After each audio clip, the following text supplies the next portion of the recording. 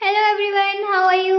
I hope you're fine. I'm Neha, you're watching Brave in Therapy. So welcome back my channel. आज के इस video में हम cover करने वाले हैं paraffin wax bath. Paraffin wax bath होता क्या है और इसे हम कैसे यूज़ करते हैं, किस किस एरिया पे हम इसका यूज़ करते हैं, आज की इस वीडियो में हम पढ़ेंगे।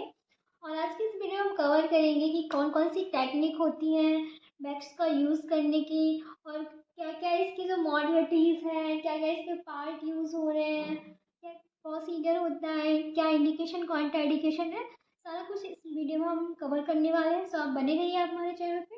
यदि आप हमारे चैनल पर नए हैं तो please like and subscribe. Let's start. Introduction. It is a heating modalities use treatment purpose of physiotherapy. ये एक हीटिंग मॉडलिटीज होती है, यानी कि किसी भी एरिया पे हम जहाँ इसे यूज़ करते हैं वहाँ पे हीट प्रोवाइड करती है। जहाँ भी पेन हो रहा है, कोई जैसे कोई भी जॉइंट स्टिफनेस हो गई, जॉइंट हमारा मूव नहीं कर पा रहा है, जैसे कि हमारा ये जॉइंट हो गया, ये हमारा मूव नहीं कर पा रहा है, इसमें स्टिफनेस रिस्ट्रिक्शन आ रहे हैं, तो हम इस एरिया पे हम पैराफिन वैक्स बॉथ का यूज़ करेंगे। तो यहाँ पे जो हमारा ये रिस्ट्रिक्शन इस जॉइंट पे हो रहा है, ये जो मूव नहीं होने दे रहा, उसी रिस्ट्रिक्शन को कम करेगा और उस एरिया को मूव कराने में हेल्प करता है। इसलिए हम पैराफिन वैक्स का यूज़ करते हैं। सो सेकंड पॉइंट है डीप हीट थेरेपी। एक हमारी जो होती है वो डीप हीट थेरेपी होती है, यानी कि जो स्किन को ये डीप हीटिंग प्रोवाइड करती है। जैसे कि हमारी जो स्किन को ये ऐसे कोई 2 सेंटीमीटर के समथिंग डीप पेनिट्रेट होती है, डीप 2 सेंटीमीटर हमारी हीट को ये प्रोवाइड करती है, जिससे उस एरिया पे जो भी स्वेलिंग है, जो भी पेन है, वो कम हो जाए। नेक्स्ट पॉइंट है हमारा ये लो थर्मल कंडक्टिविटी होती है। इसकी लो थर्मल यानी कि जो हमारी स्किन होती है, जो फर्स्ट लेयर होती है हमारी स्किन की, वो जैसे कि हमारे सपोज करते हैं हमारे हैंड पे, यहाँ पे हमने जो पैराफिन वैक्स बाथ का यूज़ किया, यानी कि कोई बाथ ट्यूब रखा है, इसमें हमने वैक्स लिए अपने हाथ को डिप करके रखा, तो यहाँ पे लेयर बन जाती है वैक्स की। तो उसमें क्या होता है, जो हमारी फर्स्ट लेयर, जो हमारी जो पैराफिन वैक्स है, जो हमारी स्किन है, स्किन की सुपरफिशियली जो फर्स्ट लेयर है, वो क्या होती है, सेल्फ इंसुलेटिंग होती है। सेल्फ इंसुलेटिंग होती है तो ये हमारी हीट को थोड़ा सा एब्जॉर्व कर लेती है, फिर उसके बाद नेक्स्ट लेयर को ये ट्रांसफ़र करती है, तो वो भी इंसुलेटर का काम करती है, जिससे ये एक कंडक्टिविटी से एक हीट को ट्रांसफ़र करते रहते हैं। नेक्स्ट पॉइंट है हमारा it is a white and colourless soft solid wax. ये क्या होती है, वाइट कलर की होती है या कलरलेस भी हो सकती है, सॉफ्ट होती है और थोड़ा थोड़ा सॉलिड होती है। मीन्स हम इसे सॉलिड वैक्स का जो हम इसे रिपेयर दोबारा से यूज़ कर सकते हैं, जब भी हमने किसी एरिया पे यूज़ किया है उसके बाद हम किसी दूसरे पेशेंट को भी वैक्स का यूज़ कर सकते हैं, क्योंकि ये थोड़ा सा एक्सपेंसिव होती है और ये 2-3 बार हम इसे यूज़ कर सकते हैं। और इसको यूज़ करते टाइम हमें देखना होता है कि कोई भी पेशेंट है उसकी कोई स्किन एलर्जी तो नहीं है, स्किन एलर्जी है या कुछ भी प्रॉब्लम है तो हम किसी दूसरे पेशेंट में इसका यूज़ नहीं करेंगे। एक्सपेंसिव होने की वजह से हम इसे यूज़ कर देते हैं।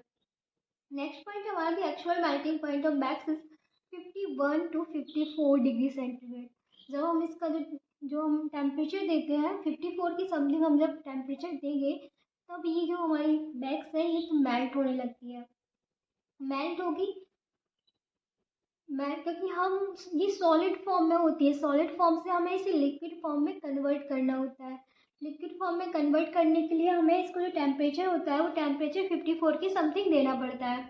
सपोज करते हैं जो हमारे कि हमने इस एरिया पे वैक्स का यूज़ किया हुआ है, इस एरिया पे हम जब वैक्स का यूज़ कर रहे हैं तो वो 54 टेम्परेचर है उसका, तो ये इस एरिया को ये बर्न कर सकता है, बर्न हो जाएगी यहाँ पे, तो और प्रॉब्लम जो होंगी वो क्रिटिकल हो जाएंगी, कंडीशन बिगड़ जाएंगी। तो हम क्या करते हैं, इस वैक्स का जो टेम्परेचर है उसे कम करने के लिए हम कुछ इम्प्योरिटीज़ को ऐड करते हैं।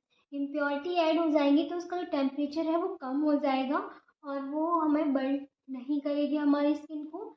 इम्प्योरिटी वजह से हम यूज़ कर लेते हैं, ये हमारे पैराफिन है, ये सॉलिड है, हम लिक्विड पैराफिन को इम्प्योरिटी में ऐड कर लेते हैं, हम मिनरल्स ऑयल को यूज़ कर लेते हैं, जो भी सब्जियों में डालते हैं हम लोग वो ऑयल भी यूज़ कर सकते हैं। कभी कभी ऐसे तो ग्लिसरीन का भी हम यूज़ करते हैं। तो ये क्या, जब ये इम्प्योरिटीज जब ऐड हो जाएंगी हमारी वैक्स में तो यहाँ पे जो टेम्परेचर है वो अपने आप कम हो जाएगा और जो इसकी हीट है वो बहुत लो हो जाएगी और पेशेंट आराम से इसे टॉलरेट कर लेगा इस हीट को, और ये बहुत बेटर एक ट्रीटमेंट होगा और बेटर फील होगा उस एरिया पे पेशेंट को। और इसका जो टेम्परेचर होता है, ऐसा भी हम कर सकते हैं कि सेम टेम्परेचर का हम वाटर भी यूज़ कर सकते हैं इसमें, जिससे कि हमारे जो पैराफिन वैक्स का है वो जो टेम्परेचर है वो कम हो जाए। तो इसका जो रेशियो हो जाता है वो ऐसे ही कोई अदर 7:3:1 मीन्स जो हमने पैराफिन वैक्स का जो यूज़ किया है वो 7 है, और 3 हमने इसमें इम्प्योरिटीज जो ऐड की हुई है लिक्विड का, लिक्विड फॉर्म, एंड 1% जो हमने 1% यूज़ किया है वो हमने मिनरल ऑयल यूज़ कर लिया। ओके, इसका रेशियो आता है, पेशेंट आराम से इसे टॉलरेट कर सकता है। नेक्स्ट हम देखते हैं कैरेक्टरिस्टिक, क्या क्या पैराफिन के कैरेक्टरिस्टिक होते हैं। जैसे कि हमारा फर्स्ट है लो थर्मल कंडक्टिविटी, मीन्स जो भी हम हीट का यूज़ कर रहे हैं पैराफिन वैक्स का, उसकी जो कंडक्टिविटी होती है वो बहुत ज़्यादा कम होती है। कम होने की वजह से जैसे कि हमने स्किन पे अप्लाई की है, जिस एरिया पे अप्लाई की है, तो वो बहुत लो आराम से ट्रांसफ़र होगी, जिससे हीट के जो चांस, बर्निंग के जो चांस होते हैं वो बहुत कम होते हैं। एंड ये खुद सेल्फ इंसुलेटिंग होती है, जो हमारी स्किन की सुपरफिशियल लेयर होती है तो वो इसे अब्जॉर्ब कर लेते हैं हीट को, एंड फिर जो उसकी नेक्स्ट लेयर होती है वो इंसुलेट करती है हीट को, जिससे कि हमारे जो टिश्यूज़ हैं उस एरिया पे, जिस एरिया पे स्टिफनेस जॉइंट की हुई है, मोबिलिटी बहुत कम है, उस एरिया तक हीट को सप्लाई करती है, पहुंचाती है। वहाँ पे बहुत ज़्यादा स्लोली होती है, रैपिड हीट फ्लो नहीं होता है, इसलिए ये हम इसे बहुत ज़्यादा मेनली यूज़ कर सकते हैं। और इसका बहुत ज़्यादा फिजियोथेरेपी लैब में बहुत ज़्यादा इसका यूज़ होता है, कोई भी साइड इफ़ेक्ट नहीं होते हैं, नॉर्मली हम इसे यूज़ कर सकते हैं और पेशेंट को टॉलरेट भी इसे हीट को कर सकता है। नेक्स्ट हम देखते हैं पार्ट्स ऑफ पैराफिन यूनिट, क्या क्या यूनिट के पार्ट होते हैं। फर्स्ट हमारा पार्ट है कंटेनर। कंटेनर जो होता है इसका, ये जो होता है लाइक इस टाइप से, इसका कुछ पैराफिन जो बैक बहुत टब होता है वो इस टाइप का होता है। तो ये हमारा हो गया कंटेनर। तो ये कंटेनर जो होता है वो थोड़ा सा जो स्टेनलेस स्टील से बना होता है। नेक्स्ट हमारा थर्मोस्टेट का काम होता है इसकी जो अंदर की जो लेयर्स में टेम्परेचर को रेगुलेट करता है। नेक्स्ट हमारा थर्मोस्टेट पायलट लैम्प होता है, इसके अंदर ही सबके अंदर सपोज कर लेते हैं ऐसा। तो ये क्या करता है, ये थर्मोस्टेट का जो ऑन ऑफ होता है उसे रेगुलेट करता है, तो कब ऑन करना है, रेगुलेट हो जाए टेम्परेचर, उसके बाद ये ऑफ हो जाता है अपने आप, ऑन ऑफ होता है ऐसे। और पावर पायलट लैम्प होता है, इसका यूज़ करते हैं हम जो पावर स्विच से हमने इसे कनेक्ट करके रखा उसे ऑन ऑफ करने के लिए। एंड लिड कवर कंटेनर होता है, इसे क्या करते हैं, इसमें जो हमारी बैग्स जो मेल्ट होने के लिए इधर उधर हम इसे ट्रांसफ़र कर सकते हैं अंदर। तो ये हो गया हमारे पैराफिन बैग्स के यूनिट। अब जब ये सारी चीज़ें हमारे यूनिट में है और हमने इसमें ऊपर से हमने बैग्स को डाल दिया है, बैग्स थोड़ा सॉलिडिफाई बैग्स है, तो इसलिए हमें इसे लिक्विड में कन्वर्ट करना है। तो हम स्विच को ऑन ऑफ करने के लिए ऑन कर देंगे, जिससे हमारे जो बैग्स है वो 50 to 54 के टेम्परेचर पे मेल्ट होने लगेगी। ये जब लिक्विड फॉर्म में आ जाएगी तो हम इसमें थोड़ी सी इम्प्योरिटी को डाल देंगे, जिससे कि इसका जो टेम्परेचर है वो कम हो जाए और पेशेंट उसे टॉलरेट कर सके। नेक्स्ट हम देखते हैं केयर ऑफ एप्लीकेशन, क्या क्या हमें केयरिंग करनी है जब भी हम ये प्रोसीजर को अप्लाई करते हैं। तो फर्स्ट हम देखेंगे जिस भी एरिया को हमें इमर्ज करना है, जिस एरिया पे बैग्स का हमें यूज़ करना है, उस एरिया को सबसे पहले हमें क्लीन करना है। नेक्स्ट क्लीन जो यूनिट है जिसमें हम पैराफिन वैक्स क्लॉथ का यूज़ कर रहे हैं, उस यूनिट को हमें रेगुलरली क्लीन करते रहना चाहिए। एंड जो भी उसमें पहले से ही बैग्स प्रेजेंट है उसे रिमूव कर देना चाहिए यूनिट से। और हम जब इस प्रोसीजर को अप्लाई करते हैं उसके बाद भी हमें बैग्स को रिमूव कर देना चाहिए। नेक्स्ट हम देखते हैं remove slate from bottom and clean. और जो हमारी जो बैग्स होती है थोड़ी बहुत हमारे जो यूनिट है उसे बॉटम में जो प्रेजेंट होती है उसे भी हमें टेम्परेचर देके हीट देके मेल्ट करके उसे वहाँ से निकाल देना चाहिए। The lamp bags and oil should be change every 6 month. जो हमने लैम्प बैग्स यूज़ करते हैं और जो भी ऑयल को हमने यूज़ किया हुआ है उसे हमें 6 मंथ में हमेशा उसे चेंज करते रहना चाहिए। 6 मंथ में जो भी बैग्स होती है वो उसकी जो पावर होती है वो कम हो जाती है, इसलिए हमें पुराना बैग्स को यूज़ नहीं करना है। और जो भी यूनिट है उसे क्लीन करते रहना चाहिए। हम डिस्कस करेंगे फिजियोलॉजिकल इफेक्ट। क्या क्या पैराफिन बैग्स वॉथ के फिजियोलॉजिकल इफेक्ट होते हैं। जब भी हम पैराफिन बैग्स वॉथ का यूज़ करते हैं तो उस एरिया पे जिस भी इंडिविजुअल एरिया पे हमने बैग्स का यूज़ किया है तो उस एरिया का जो टेम्परेचर होता है वो इंक्रीज हो जाता है। टेम्परेचर इंक्रीज हो जाएगा तो हमारे जो बॉडी टेम्परेचर है वो नॉर्मल 37 डिग्री होता है, उससे यदि 40 थोड़ा बहुत इंक्रीज हो जाता है कोई बात नहीं, बट 45 डिग्री टेम्परेचर से भी ज़्यादा यदि हमारे बॉडी का टेम्परेचर इंक्रीज हो जा रहा है तो उस एरिया के जो टिश्यूज़ होते हैं वो बर्निंग होने लगती है, खून में थोड़ा सा रेडनेस आ जाएगी, बहुत ज़्यादा बर्न हो जाएगी। इसलिए हमें ध्यान रखना चाहिए कि हमारा जो टेम्परेचर है 45 डिग्री से ज़्यादा नहीं होना चाहिए। जो हमारे सबक्यूटेनियस फेसिया होते हैं, जब भी हमने पैराफिन बैक्सवर्थ का यूज़ किया है तो वहाँ की जो फेसिया का जो टेम्परेचर होता है वो नॉर्मली 5 डिग्री इंक्रीज हो जाता है। ट्रीटमेंट के एंड में हम देखते हैं तो वहाँ का जो टेम्परेचर होगा वो इंक्रीज हो जाएगा।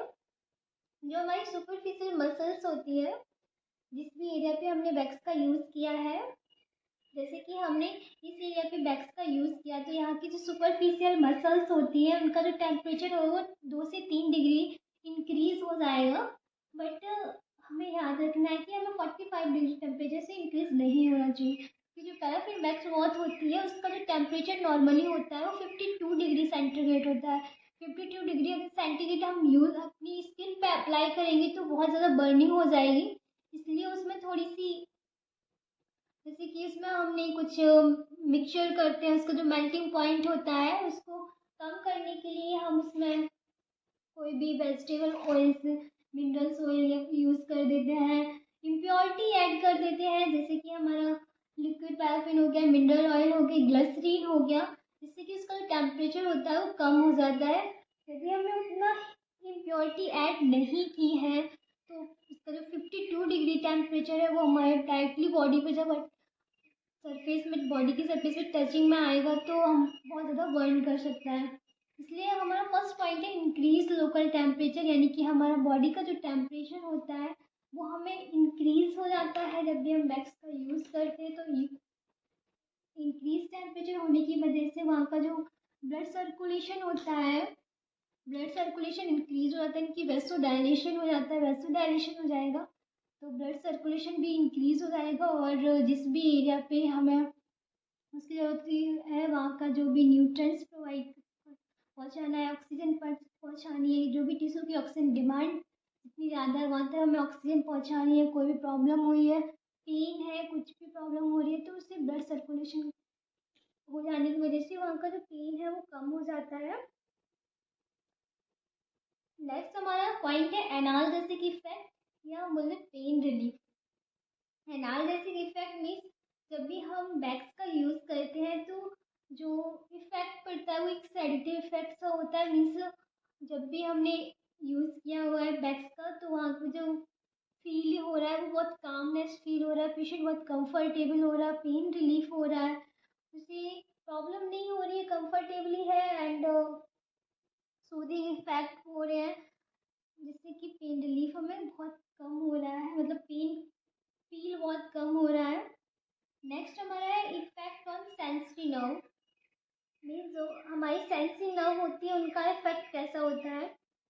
सेंसरी नर्व जो हमारी पूरे बॉडी के जो भी इंफॉर्मेशन होती है उसे ब्रेन तक लेके जाती है। जब भी हम वैक्स का यूज़ करते हैं टेम्परेचर इंक्रीज होने की वजह से जो भी इंडिविजुअल एरिया पे इन्फ्लामेशन है, पेन है, तो उसकी जो इन्फॉर्मेशन होती है ब्रेन तक जाती है तो उसका जो इफेक्ट पड़ता है वो थोड़ा सा फास्टली हो जाता है, मतलब फास्ट हमारी इंफॉर्मेशन को ब्रेन तक सिग्नल लेके जाता है। नेक्स्ट हमारा है स्ट्रेचिंग इफेक्ट। स्ट्रेचिंग इफेक्ट क्या होता है, जब भी हम किसी भी एरिया पे जैसे कि स्कार हो गए हैं तो हम वहाँ पे मोबिलाइजेशन कराते हैं स्कार को कम करने के लिए। कोई और मसल्स जो हमारी है उसको बहुत ज़्यादा यानी स्टिफनेस है मसल्स में, तो उसे सॉफ्ट करने के लिए, मॉइस्ट करने के लिए, तो हम उसके लिए स्ट्रेचिंग कराते हैं। स्ट्रेचिंग कराने से टाइम हमें, जैसे हमें मोबिलाइजेशन कराना है, मोबिलाइजेशन क्योंकि स्कार है तो मोबिलाइजेशन कराते हैं, तो उसके पहले हमें पैराफिन वैक्स मद का यूज़ करना चाहिए, जिससे कि हम यूज़ करने से हमारी उस एरिया की जो मसल्स होती है वो बहुत ज़्यादा सॉफ्ट हो जाती है, मॉइस्ट हो जाती है, तो कंफर्टेबली हम मोबिलाइजेशन करा सकते हैं और स्कार जो बहुत जल्दी से कम हो सकता है। नेक्स्ट हमारा है increasing connective tissue extensibility. Means क्या है, जो हमारा कनेक्टिव टिश्यू होता है उसकी एक्सटेंसिबिलिटी को हमें इंक्रीज करना है। जब भी हम अपने टिश्यूज पे हम हीट का अप्लाई करेंगे तो वहाँ का जो वैसोडाइलेशन होता है जिससे हमारा ब्लड फ्लो इंक्रीज हो जाता है। ब्लड फ्लो इंक्रीज हो जाएगा तो हमारी उस मसल्स की जो एक्सटेंसिबिलिटी होती है वो भी इंक्रीज हो जाएगी। नेक्स्ट हम डिस्कस करते हैं थेराप्यूटिक इफेक्ट। कौन कौन से थेराप्यूटिक इफेक्ट होते हैं, जैसे कि फर्स्ट हमारा है रिड्यूस पेन। जब भी हम हीट थेरेपी का यूज़ करेंगे यानी पैराफिन वैक्स वॉट का यूज़ करेंगे तो वहाँ का जो पेन होता है वो कम हो जाता है, जो हमने हॉट थेरेपी में डिस्कस किया हुआ है। यदि आपने वो वीडियो नहीं देखा तो एक बार जरूर देख लीजिएगा, आपको अच्छे से समझ में आ जाएगा कैसे पेन को रिड्यूस होता है जब भी हम हॉट या कोल्ड का यूज़ करते हैं। नेक्स्ट हमारा है reduce muscular skeleton pain. Mean जब भी हम जो भी मस्कुलर स्केलेटन पेन होता है वो रिड्यूस हो जाएगा। रिड्यूस स्टिफनेस, जो भी मसल्स पे स्टिफनेस है वो कम हो जाएगी। And increase sweating effect means जब भी जो हमारे बॉडी का टेम्परेचर होता है वो इंक्रीज हो जाता है, उसे रेगुलेट करने के लिए हमारा जो स्वेटिंग होता है इनकी बहुत ज़्यादा, जब स्वेटिंग होगा बॉडी का तो हमारा जो थर्मल रेगुलेशन हो जाएगा, जो हमारा टेम्परेचर है वो मेंटेन हो जाएगा। लोकल सर्कुलेशन इंक्रीज हो जाता है बॉडी का, वैसोडाइलेशन हो जाता है। और हमारा increase permeability of the skin, जो हमारी स्किन की परमेबिलिटी होती है वो भी इंक्रीज हो जाती है। परमेबिलिटी इंक्रीज हो जाएगी तो हमारे जो सबक्यूटेनियस मसल, सबक्यूटेनियस टिश्यूज होते हैं और हमारी जो फेसिया होती है वहाँ तक हीट इमिटेट कर पाती है। नेक्स्ट हम डिस्कस करते हैं पैराफिन वैक्स वॉश के इंडिकेशंस। क्या क्या इंडिकेशन है जब भी हम पैराफिन वैक्स पैक का यूज करते हैं।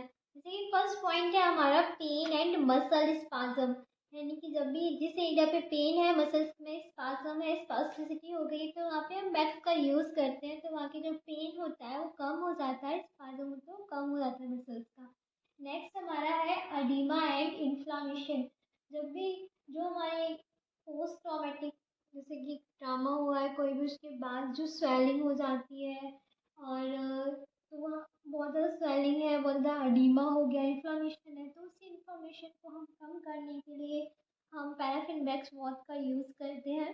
क्योंकि जो इन्फ्लामेशन होता है वहाँ पे जो इन्फ्लामेटरी सेल्स प्रेजेंट होती है तो उनका जो सीक्रेशन होता है, रिलीज होती है, उनको हम कम करते हैं वैक्स के थ्रू से। मतलब कि वैक्स जो हीट को प्रोवाइड करती है, जब उस एरिया पे हीट प्रोड्यूस होगी तो जो इन्फ्लामेटरी सेल्स होती हैं वो अपना वो इनका सीक्रेशन होता है वो बहुत ज़्यादा कम हो जाएगा। जब सीक्रेशन कम हो जाएगा तो उस एरिया पे इन्फ्लामेशन नहीं होगा, अडीमा नहीं होगा।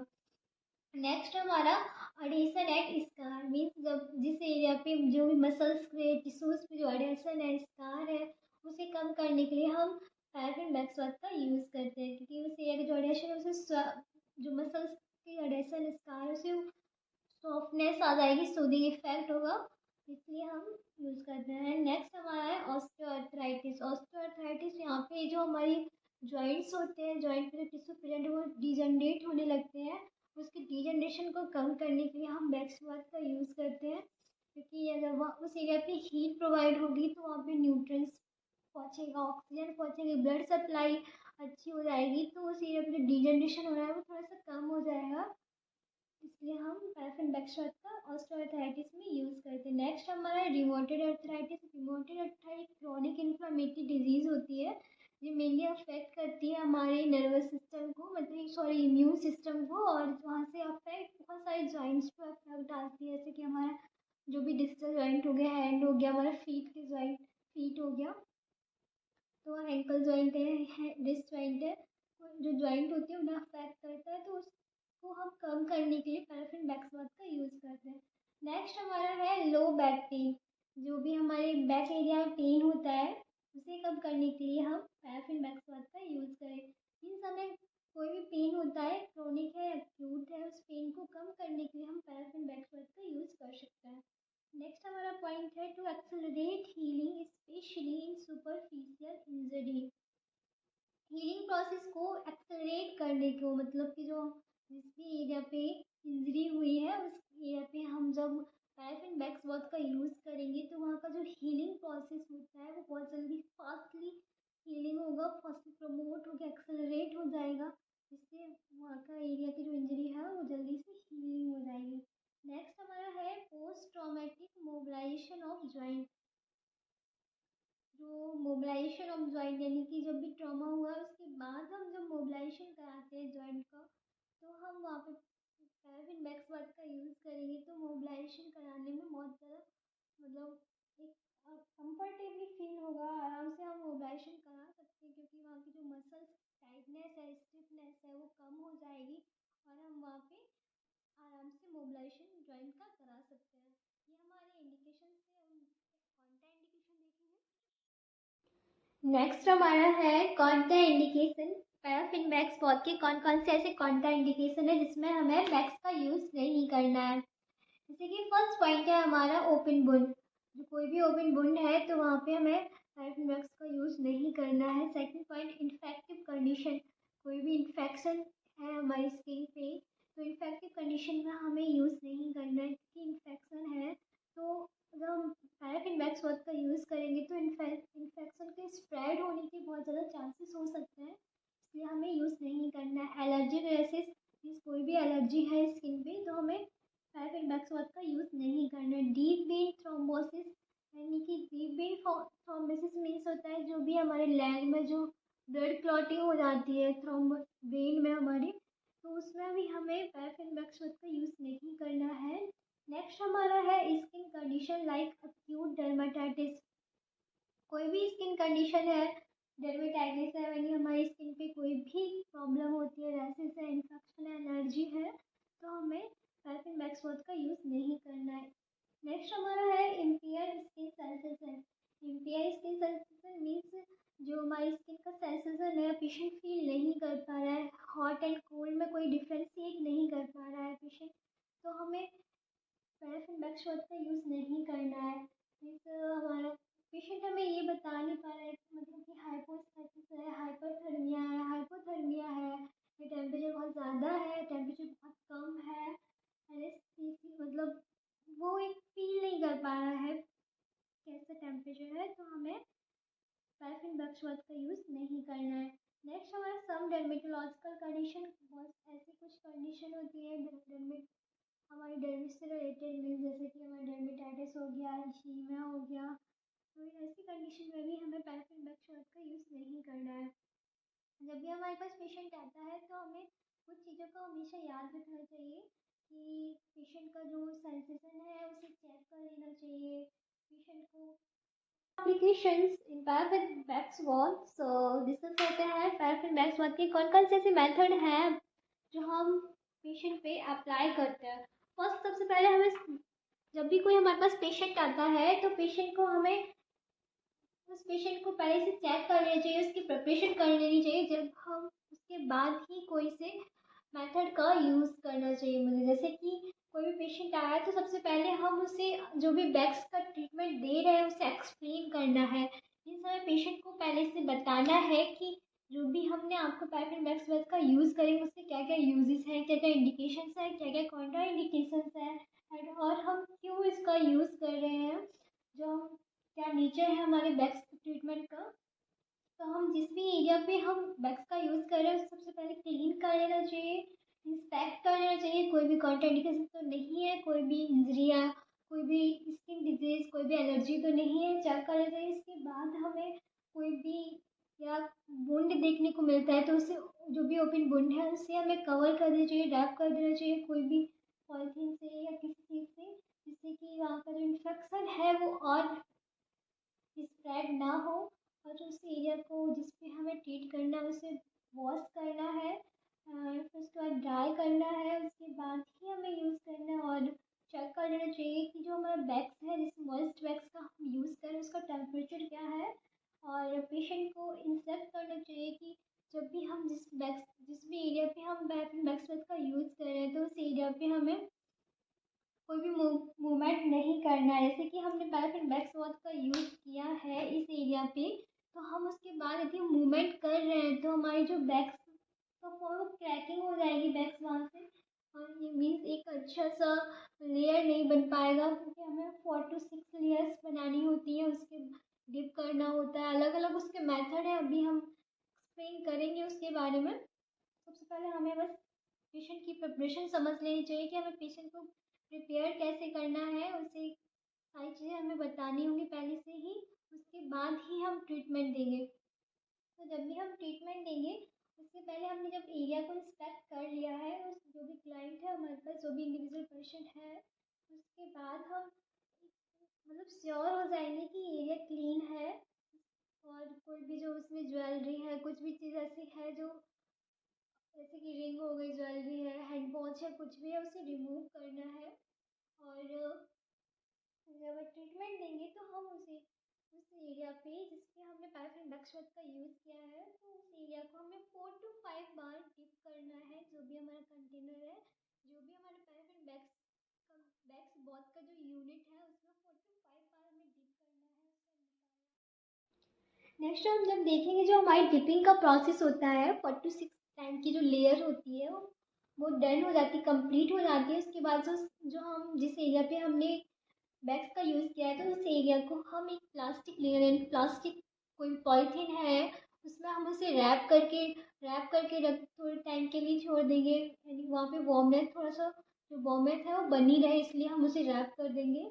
और हम थोड़ा सा 5 to 10 मिनट्स उसका वेट करेंगे वैक्स का, जो फिर उसके बाद हम उसे रिमूव कर देंगे। रिमूव करने के बाद उस वैक्स को फिर से उसी कंटेनर में रिमूव करना है।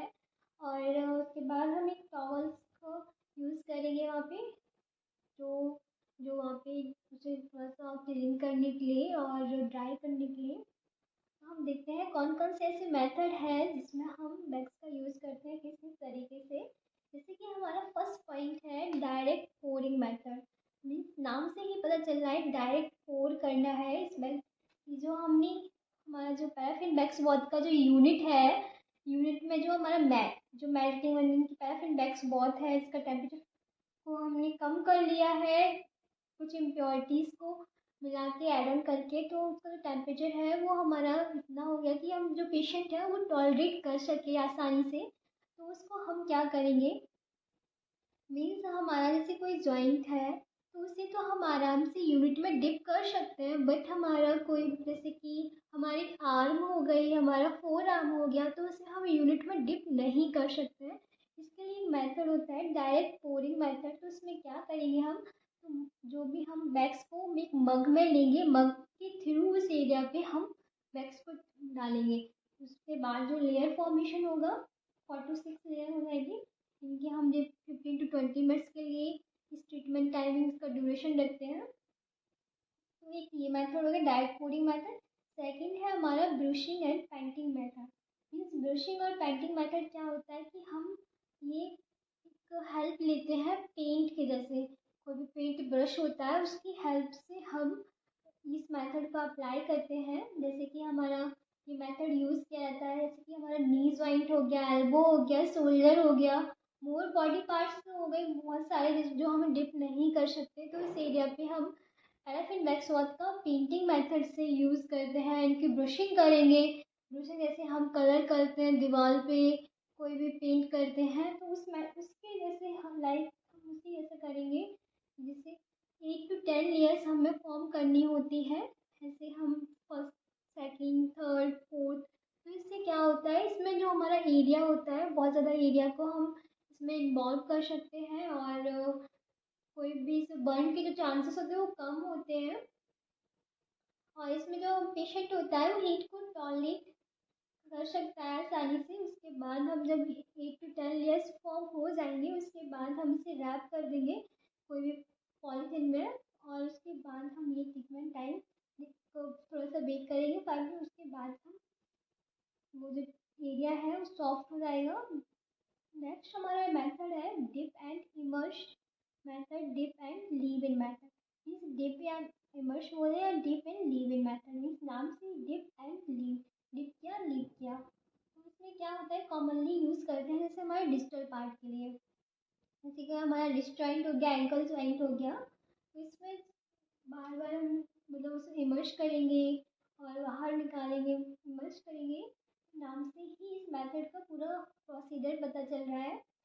ये बहुत ज़्यादा इफ़ेक्टिव होता है हमारे जो टिश्यूज़ होते हैं, टिश्यूज़ को राइजिंग करने में, टिश्यू को और ज़्यादा प्रोग्रेस करने में बहुत ही ये इफ़ेक्टिव है। और बर्न के चांसेस होते हैं बहुत कम, चांसेस होते हैं, जल्दी से बर्न नहीं होता है।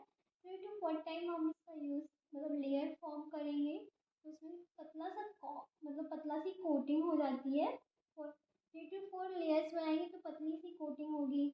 और उसके बाद हम डिप करेंगे, इमर्ज करेंगे। फर्स्ट टाइम ये थोड़ा सा लॉन्ग टाइम के लिए हम डिप करेंगे, उसके बाद थोड़ा सा कम। यदि जो पेशेंट है हमारा वो कॉपरेट होना चाहिए, वो हीट को टॉलरेट कर सकता है, तभी इसका हमें अप्लाई करना है। क्योंकि इसका जो डिप एंड इमर्ज मेथड होता है, इसका जो टेम्परेचर होता है वो थोड़ा सा इंक्रीज मतलब ज़्यादा होता है, इसलिए इसमें बर्निंग के चांस बहुत ज़्यादा हो जाते हैं। इसलिए हम तभी यूज़ करेंगे जब हमारा जो पेशेंट है वो कॉपरेट कर सकता है, टेम्परेचर को टॉलरेट कर सकता है। नेक्स्ट हमारा पॉइंट है डिप एंड रैप। डिप किया और रेप मतलब रैप हो गया, यहाँ से बोल देते हैं ग्लव मैथड। अब ग्लव मैथड ये क्या होता है, ये बहुत ज़्यादा आज के टाइम में बहुत काफ़ी यूज़फुल है। इस मेथड का बहुत ज़्यादा यूज़ किया जाता है। ये क्या होता है, ये माइल्ड हीटिंग होता है, बहुत ज़्यादा एरिया को कवर करता है। मीन्स जो इसकी जो हीटिंग होता है, टेम्परेचर होता है वो थोड़ा सा कम होता है, और हम इसे आसानी से जो भी एरिया, बहुत ज़्यादा एरिया को भी हम इसमें यूज़ कर सकते हैं। जैसे कि हमारा हैंड हो गया, रिस्ट हो गया, फीट हो गया, एंकल हो गया। तो इसमें क्या करेंगे हम, जैसे ही डिप करेंगे तो उसमें कोटिंग बन जाती है, तो हम उसे डिप 8 to 10 टाइम्स डिप करेंगे और उसके बाद रिमूव करेंगे। तो इसका जो ड्यूरेशन टाइमिंग होता है वो 15 to 20 मिनट्स के लिए हम इस ट्रीटमेंट का यूज़ करते हैं। तो उसमें एक ग्लव का फॉर्मेशन हो जाता है उस एरिया, क्योंकि हमने 8 to 12 लेयर्स का फॉर्म किया है। तो इसके बाद हम प्लास्टिक या टॉवल से उसे कवर करके छोड़ देते हैं। जो हमारा नेक्स्ट पॉइंट, नेक्स्ट जो मेथड है वो टॉवलिंग एंड बैंडेजिंग मेथड है। टॉवलिंग एंड बैंडेजिंग मेथड क्या होता है, ये मेनली हम प्रॉक्सिमल एरिया के लिए यूज़ करते हैं। मीन्स हमने कोई भी टॉवल लिया, कोई भी बैंडेज लिया, उससे हम डिप करेंगे अपनी पैराफिन वैक्स की यूनिट में। और जो बैंडेज होता है, टॉवल होता है, वो क्या करता है, एब्जॉर्ब कर लेता है बहुत ज़्यादा वैक्स को। एब्जॉर्ब करने के बाद हम उसे प्रॉक्सिमल एरिया पे अप्लाई करेंगे। मीन्स हमारे जैसे कि बैक हो गया, हमारा थॉरैक्स है, चेस्ट है, उस एरिया पे हमें टॉवलिंग एंड बैंडेजिंग मेथड का ज़्यादा यूज़ करते हैं, क्योंकि बैंडेज बहुत जल्दी से सोक कर लेती है, एब्जॉर्ब कर लेती है, और ये इसमें बहुत कम चांसेस होते हैं, बहुत कम रिस्क होते हैं बर्न के, इसलिए इसे भी मेनली यूज़ किया जाता है। ये हमारे कई मेथड होते हैं, कौन कौन से मेथड हैं जिससे हम अपनी मतलब यूज़ करते हैं पैराफिन वॉक्स का। तो इसके क्या एडवांटेज हैं, क्या डिसएडवांटेज हैं, वो भी डिस्कस कर लेते हैं। जैसे कि ये वैक्स का जो यूज़ है, एडवांटेज है, ये बहुत अच्छा कांटेक्ट करता है, हमारी स्किन से डायरेक्टली कांटेक्ट हो जाता है। और इसकी जो थर्मल कंडक्टिविटी होती है वो भी कम होती है, और इसे हम आसानी से यूज़ कर सकते हैं। और ये थोड़ा सा एक्सपेंसिव होता है, बट ज़्यादा एक्सपेंसिव भी, क्योंकि इसकी जो बैग्स आती है वो थोड़ा एक्सपेंसिव होती है, बट फिर भी हम यूज़ करते हैं। इसका बॉडी पार्ट को इसमें करने से एलिवेट करते, जिस भी बॉडी पार्ट पे हमने किया है। और पेशेंट को हम इसे घर में भी दे सकते हैं, इस एप्लीकेशन मेथड को अप्लाई कर सकते हैं। तो इसलिए इसकी कुछ एडवांटेज हैं और डिसएडवांटेज भी होते हैं, क्योंकि इसका हम यूज़ नहीं कर सकते हैं कोई भी ओपन स्किन रीजन पे, कोई भी ओपन वुंड पे यूज़ नहीं करते हैं। पैराफिन वैक्स वॉश के कुछ एडवांटेज भी होते हैं, कुछ डिसएडवांटेज भी होते हैं। एडवांटेज क्या होते हैं कि इसे हम कोई भी स्पेसिफिक एरिया पे भी यूज़ कर सकते हैं, कोई भी इंडिविजुअल एरिया पे यूज़ करते हैं और ये स्किन के कांटेक्ट में अच्छे से आ जाता है और इसे आसानी से हम यूज़ कर सकते हैं, बहुत ईजिली होता है, एक्सपेंसिव भी होता है और जिस भी एरिया पे हम ट्रीट कर रहे हैं उस एरिया पे ये फास्टली रिस्पॉन्स देता है और इसे हम घर पे भी यूज़ कर सकते हैं होम रेमेडीज़ में। एंड कुछ इसके डिसएडवांटेज भी हैं, जैसे कि हमें इसे यूज़ नहीं करना चाहिए, कोई भी ओपन वुंड होता है, कोई भी एलर्जिक रिएक्शन होती है तो इसे हम वहाँ यूज़ नहीं कर सकते हैं। पैराफिन वैक्स वॉश के जो भी इंडिकेशन कॉन्ट्रा इंडिकेशंस हैं, क्या क्या इसका प्रोसीजर है, वो मैंने लास्ट वीडियो में डिस्कस किया हुआ है। यदि आपने वो लास्ट वीडियो हमारा नहीं देखा तो प्लीज़ एक बार ज़रूर देख लीजिए। If you like my video please do not forget this like and subscribe. मिलते हैं एक नए टॉपिक के साथ।